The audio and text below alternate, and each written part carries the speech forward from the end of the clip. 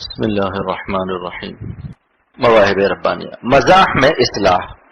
ارشاد فرمائے کہ پنجاب میں ایک صاحب نے کہا کہ دیکھو وہاں کتاب پڑی ہے، اس کو اٹھا لاؤ۔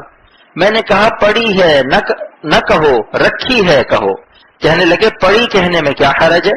میں نے کہا کہ حرج یہ ہے کہ اگر آپ کسی کے یہاں مہمان ہو اور میزبان کہہ دے کہ آج کل میرے یہاں پڑے ہوئے ہیں تو زور سے ہنسے اور کہا بات سمجھ میں آ گئی۔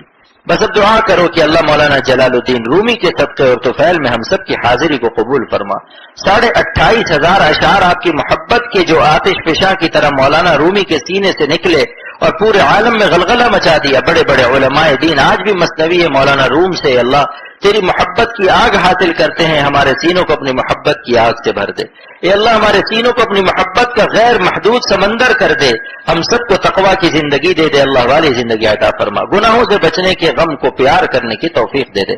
اے اللہ آپ کی نافرمانی سے بچنے کے غم کو پیار کرنے کی توفیق دے اور اس غم کا عقیدہ عطا فرما کہ آپ کے راستے کا ایک ذرہ غم ساری دنیا کی خوشیوں سے افضل ہے، آپ کے راستے کا ایک کانٹا سارے عالم کے پھولوں سے افضل ہے۔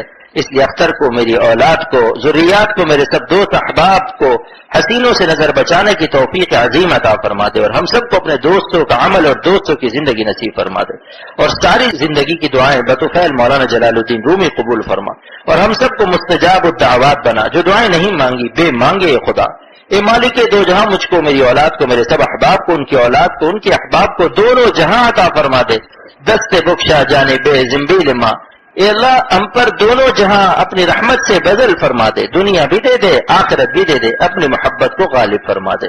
اب ہو گیا نا درس مثنوی، درست دروس المثنوی فی جنب مولانا جلال الدین رومی، تقبل اللہ تعالی دروسنا وخروجنا واسفارنا، ربنا تقبل منا انك انت السميع العليم، وصلی اللہ تعالی علی خیر خلقہ محمد وآلہ وصحبہ اجمعین برحمتک یا ارحم الراحمین۔ درس سے فارغ ہو کر حضرت والا کے ساتھ ہم سب لوگ ظہر کی نماز کے لیے قدیم مسجد میں آئے جو یہاں سے بہت قریب واقع ہے۔ ابھی ظہر کا وقت نہیں ہوا تھا اور مسجد میں کچھ ترکی حضرات بھی موجود تھے جن سے تعارف ہوا تو معلوم ہوا کہ ان میں سے بعض فارسی جاننے والے تھے۔ مسجد میں حضرت والا نے کچھ دیر اپنے ارشادات سے مستفید فرمایا اور ان کی رعایت سے درمیان میں گاہ بگاہ نہایت شستہ فارسی میں بھی تقریر فرمائی جس سے وہ حضرات بہت محظوظ ہوئے۔ یہاں حضرت کے بعض ارشادات نقل کیے جاتے ہیں۔ حضرت امیر خسرو کا اپنے مرشد سے ارشاد فرمایا کہ میرے شیخ حضرت شاہ عبد الغنی صاحب نے فرمایا کہ حضرت امیر خسرو اپنے شیخ حضرت نظام الدین اولیاء کے عاشق تھے، ان کو اپنے پیر سے ایسی محبت تھی کہ فرماتے ہیں گفتم کے روشن از قمر، گفتم کے روشن از قمر۔ میں نے اپنے مرشد سلطان نظام الدین سے ایک دن سوال کیا کہ دنیا میں چاند سے زیادہ روشن کیا چیز ہے، تو فرمایا گفتہ کے رخسار من از، گفتہ کے رخسار من از، فرمایا کہ میرا چہرہ، تیری نظر میں میرا چہرہ چاند سے زیادہ روشن ہونا چاہیے کیونکہ تو میرا مرید ہے۔ پھر حضرت امیر خسرو رحمۃ اللہ علیہ نے پوچھا گفتم کی شیریں از شکر، شکر سے زیادہ کیا چیز میٹھی ہے؟ سلطان نظام الدین نے جواب دیا گفتہ کے گفتار من از، میری گفتگو میری بات چیت۔ یہ سلطان نظام الدین اولیاء جواب دے رہے ہیں کہ اے میرے مرشد، اے میرے مرید امیر خسرو، تیری نظر میں میری گفتگو شکر سے زیادہ میٹھی ہونی چاہیے۔ گفتم کے خسرو ناتواں۔ پھر میں نے پوچھا کہ خسرو ناتواں کیا ہے اور آپ کا کیا لگتا ہے؟ فرمایا گفتہ پرستار من است، کہا کہ میرا دیوانہ ہے، میرا عاشق ہے۔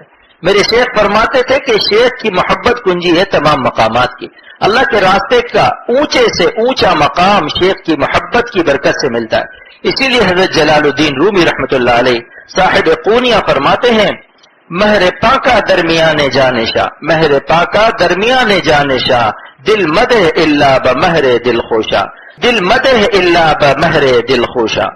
اپنے اللہ والے شیخ کی محبت کو اپنی جان میں پیوست کر لو، اپنے اللہ والے شیخ کی محبت کو اپنی جان میں پیوست کر لو اور اپنا دل کسی کو مت دو سوائے اس کے کہ جس کا دل اللہ کی محبت سے اچھا ہو گیا ہو، بس اس اللہ والے کو اپنا دل دے دو اور دل و جان سے اس کی محبت و خدمت کرو۔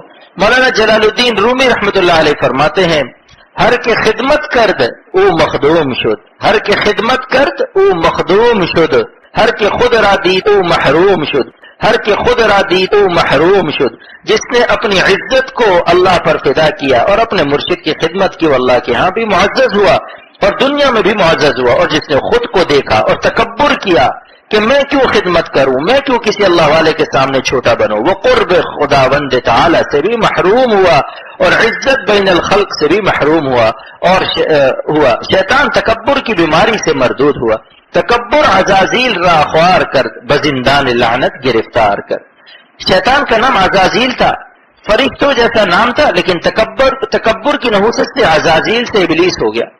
تکبر والا جاہ چاہتا ہے اور عاشق کے پاس نہ جاہ ہوتی ہے نہ باہ، صرف آہ ہوتی ہے. میرا فارسی شعر ہے مثنوی کے وزن پر. عشق را جز آہ سامان نبود، عشق را جز آہ سامان نبود، عشق را جز آہ درمان نبود، عشق را جز آہ درمان نبود. عاشقوں کا کوئی سامان نہیں سوائے آہ کے، اور عشق کا علاج صرف آہ ہے. ہر کے گوید آہ او عاشق شود، جو آہ آہ کرتا ہے اللہ کا عاشق ہوتا ہے. میرا اردو شعر ہے. وقفے وقفے سے آہ کی آواز، وقفے وقفے سے آہ کی آواز، آتش غم کی ترجمانی ہے، آتش غم کی ترجمانی ہے. اور میری فارسی مثنوی کا ایک اور شعر ہے. بردر رحمت چو دربان نبود، بردر رحمت چو دربان نبود، آہ را در وصل حرمان نبود، آہ را در وصل حرمان نبود. اللہ کے دروازے رحمت پر چونکہ کوئی دربان نہیں ہے، اس لیے بندوں کی آہ کو اللہ تک پہنچنے میں کوئی مشکل نہیں. اللہ نے ہماری آہ کو اپنے نام پاک میں شامل فرما رکھا ہے. آہ اور اللہ میں خاص قرب ہے.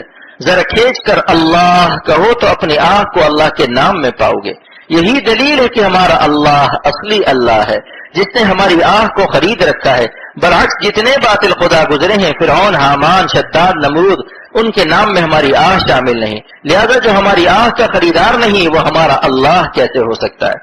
بس جو اہل دل ہیں وہ اپنا دل اللہ کو دیتے ہیں. میرا شعر جس کو حضرت مولانا یوسف بن نوری صاحب رحمۃ اللہ علیہ نے بہت زیادہ پسند فرمایا تھا اور بہت زیادہ تعریف فرمائی تھی، یہ ہے: اہل دل آکس کے حق را دل دہد، اہل دل آکس کے حق را دل دہد، دل دہد اورا کے دل رامے دہد، دل دہد اورا کے دل رامے دہد.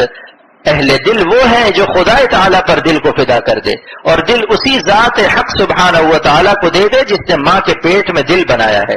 یہ کیا کہ دل تو اللہ نے بنایا اور فدا کرتے ہو مٹی کے کھلونوں پر، اور دل کو خدا پر فدا کرنے کا طریقہ کیا ہے یہ میرے دوسرے شعر میں ہے. ہم نشینی اہل دل اہل نظر، ہم نشینی اہل دل اہل نظر، می رسانت تا خدائے بحر و بر، می رسانت تا خدائے بحر و بر. جو اللہ والوں کی ہم نشینی اختیار کرتا ہے، اللہ والوں کے پاس بیٹھتا ہے، ایک دن ہی اللہ کو پا جاتا ہے. جہل اللہ کا عاشق نہیں ہے وہ اللہ کا بھی عاشق نہیں ہے، اور جو اپنے مرشد کا عاشق ہے وہ دراصل اللہ کا عاشق ہے، کیونکہ اللہ ہی کے لیے تو اس سے محبت کر رہا ہے. چنانچہ میرے شیخ شاہ عبد الغنی صاحب نے فرمایا تھا کہ جب سلطان نظام الدین کا انتقال ہوا تو امیر خسرو تڑپ گئے کیونکہ عاشق تھے، اور جنازے کو خطاب کر کے یہ شعر پڑھتے جا رہے تھے: سرو سمینا بصحرا می روی، سرو سمینا بصحرا می روی، سخت بے مہری کے بے مامی روی، سخت بے مہری کے بے مامی روی. اے میرے سرو سمی، آج آپ جنگل قبرستان کی طرف جا رہے ہیں، کیا بے مروتی ہے کہ آپ مجھ کو چھوڑ کر جا رہے ہیں؟ اے تماشا گاہ عالم روئے تو، اے سلطان نظام الدین آپ کا چہرہ تو سارے عالم کے لیے تماشا گاہ تھا. تو کجا پہرے تماشا می روی، آج آپ کس کا تماشا دیکھنے جا رہے ہیں؟ حضرت شاہ عبد الغنی صاحب رحمۃ اللہ علیہ نے فرمایا کہ جنازہ ہلنے لگا اور کفن سے ہاتھ باہر آ گیا تو لوگ حضرت امیر خسرو کو وہاں سے اٹھا کر بھاگ گئے کہ اس کا عشق پتہ نہیں آج کیا قیامت ڈھا دے گا. یہ عشق کی کرامت تھی. اللہ پاک عمل کی توفیق.